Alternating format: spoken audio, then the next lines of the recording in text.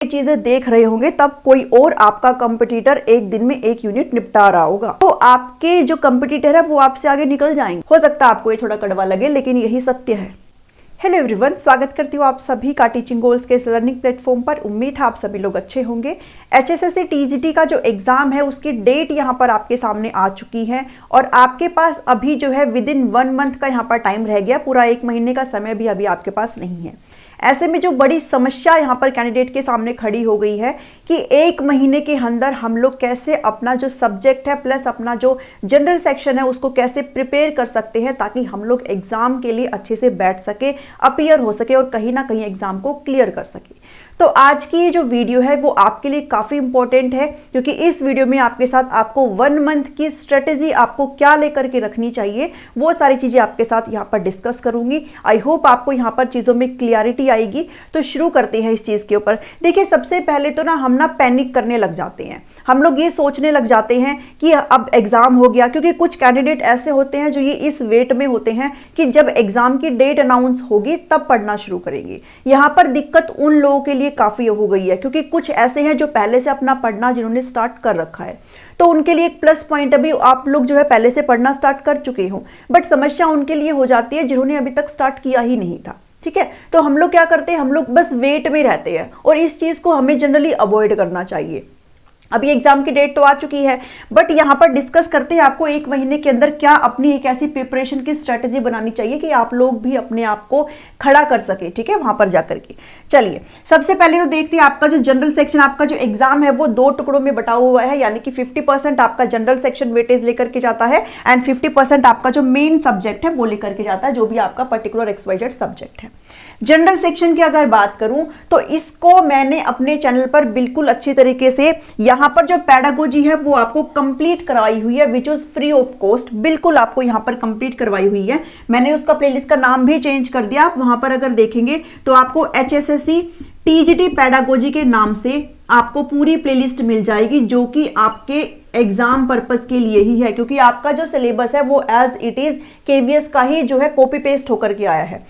तो वहां पर जो आपसे पूछा गया है वही आपका सेम इधर पूछा गया है। तो आपको यहाँ पर कंप्लीट मैंने अच्छे से चीजें पॉइंट टू पॉइंट वहां पर डिस्कस करी है। साथ ही वहां पर आपको प्रैक्टिस क्वेश्चंस भी मिल जाते हैं जिनकी सेपरेट प्लेलिस्ट है। अगर वहां पर आपको दिखेगा तो आपको KVS प्रैक्टिस, जिसका लिंक भी मैं आपको इस वीडियो के डिस्क्रिप्शन में डाल दूंगी। ठीक है, KVS प्रैक्टिस सीरीज आपको यहाँ पर मिल जाएगी। KVS पैडागोजी प्रैक्टिस सीरीज नाम से आपको वहां पर मिल जाएगी। इसको और इसको अगर आप अच्छे से देख जाते हैं तो आपका क्वेश्चन नहीं छूटेगा। ठीक है, पैडागोजी की बात हुई है।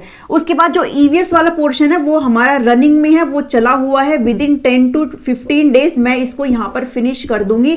और साथ ही बहुत से ऐसे कैंडिडेट है, ठीक है, 25+ यहाँ पर ऐसे कैंडिडेट है जिन्होंने यहाँ पर PDF का एक्सेस अभी तक ले लिया है, तो वो भी बिल्कुल भी टेंशन ना लें, आपको भी PDF जो वगैरह है वो मैं आपको अच्छे से प्रोवाइड कर दूंगी। ठीक है, रोड सेफ्टी की अगर बात करें तो ये आपका बस खत्म होने वाला है। विद इन 2 या 3 वीडियो आपका ये फिनिश कर दूंगी मैं। ठीक है, खत्म हो जाएगा। और जरूरी नहीं है भाई आप लोग पेड PDF ले, बिल्कुल भी ना ले। आप वीडियोस को देख करके बिल्कुल अपना काम चला सकते हैं। जो चीजें आपको वीडियोस में यहाँ फ्री करा रही हूँ वही चीजें आपको वहां पर PDF में प्रोवाइड कर रही हूँ, कुछ भी एक्स्ट्रा चीजें वहां पर नहीं जा रही है। ठीक है, GK भी आपको यहाँ पर मैं बहुत ही जल्दी जो है खत्म कर दूंगी। तो पूरा जो आपका 50% वेटेज ये जो जनरल सेक्शन लेकर के जाता है, ये वाला मैं आपको अपने चैनल पर बिल्कुल फ्री ऑफ कॉस्ट करा रही हूँ। तो आपको जनरल सेक्शन की बिल्कुल भी टेंशन नहीं लेनी है, बिकॉज पॉइंट टू पॉइंट आपको चीजें यहाँ पर मिल रही है। और अगर आप इनको 1 या 2 बार देख लेते हैं तो भी आपका यहाँ पर ईजी क्वेश्चन आंसर्स बन जाएंगे।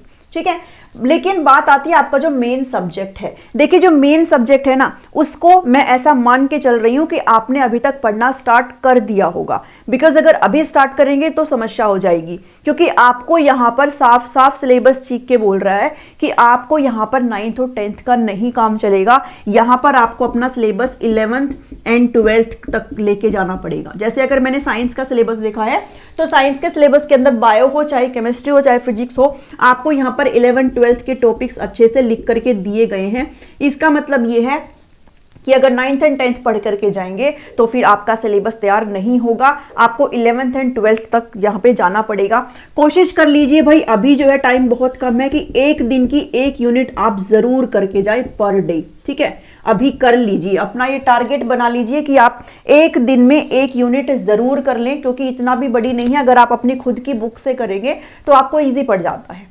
अब बहुत से कैंडिडेट ऐसे होते हैं जो ये बोलते हैं कि बुक कौन सी पढ़ें।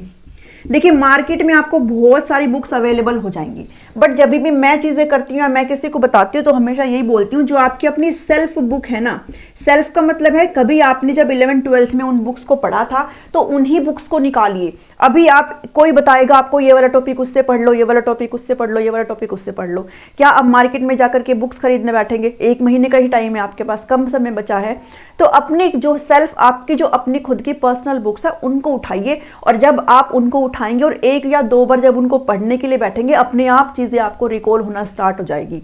क्योंकि जब चीज़ों को हम करके आए हुए होते हैं तो बस उसको हमें एक बार रिकॉल करना होता है। ठीक है, एक बार अगर समझ ना आए तो उसको फिर से पढ़िए, उसको तीसरी बार पढ़िए, उसके चौथी बार पढ़िए, आपको वो चीज़ें अच्छे से समझ में आ जाएगी। तो अपनी खुद की बुक से उस चीज़ को पढ़िए। ठीक है, जैसे अगर मैं साइंस की बात करूँ तो अपनी खुद की बुक्स जो होते हैं, जैसे कोई फिजिक्स से है, कोई केमिस्ट्री से है, अगर किसी ने जनरल करी है तो आप अपनी खुद की वहाँ पे बुक्स है आपके पास, उनको उठाइए और उनको पढ़ना स्टार्ट करिए, चीज़ें आपकी बन जाएगी। ठीक है, ये तो थी आपके जनरल सेक्शन और एग्जाम सेक्शन की। अब कुछ ऐसी चीजें यहाँ पर डिस्कस करेंगे जिनको यहाँ पर हमें समझना जरूरी है। आप ऐसी क्या चीजें यहाँ पर अवॉइड कर सकते हैं इस 1 महीने में, जो आपको बिल्कुल मस्ट है, अवॉइड करना चाहिए, जिसके अंदर मैं आपको बताती हूँ कि ऐसी क्या चीजें आप यहाँ पर अवॉइड कर सकते हो। देखिए, सबसे पहली बात है, आपको सोशल मीडिया को अवॉइड करना है। इसका मतलब क्या है? इसका मतलब ये है कि अगर आप किसी अपने किसी खुद के एग्जाम पर्पस से अगर यूज़ कर रहे हैं तो कोई बात नहीं, बट हम कई बार क्या करते हैं, हम खोल के बैठ जाते हैं और फिर इतनी सारी चीज़ें खुल करके आती हैं कि उस चीज़ में हम फंस जाते हैं। जैसे अगर यूट्यूब की बात करें तो ऐसा सबके साथ होता है।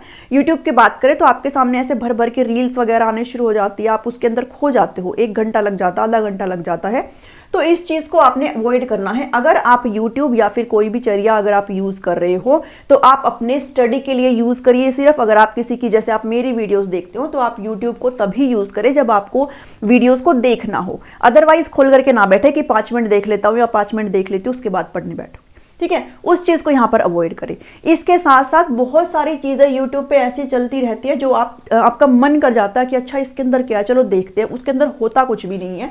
तो आप ना उन चीज़ को प्लीज़ अवॉइड करें। अभी सिर्फ आप अपने एग्जाम पर्पस के लिए ही चीज़ों को देखिए, बाकी चीज़ें बाद में देख लेना। चाहे आप किसी के व्लॉग देखते हो, चाहे किसी की रील देखते हो, चाहे आप कुछ भी देखते हो, चाहे आप ये ऐसे चैनल देखते हो कि मैं एक दिन में 10-10 घंटे की तैयारी कैसे कर लेती हूँ, एक दिन में 10-10 घंटे में कैसे पढ़ लेती हूँ, तो वो चीज़ें आप बाद में देख लेना। ठीक है, क्योंकि जब आप ये चीज़ें देख रहे होंगे तब कोई और आपका कंपटीटर एक दिन में एक यूनिट निपटा रहा होगा।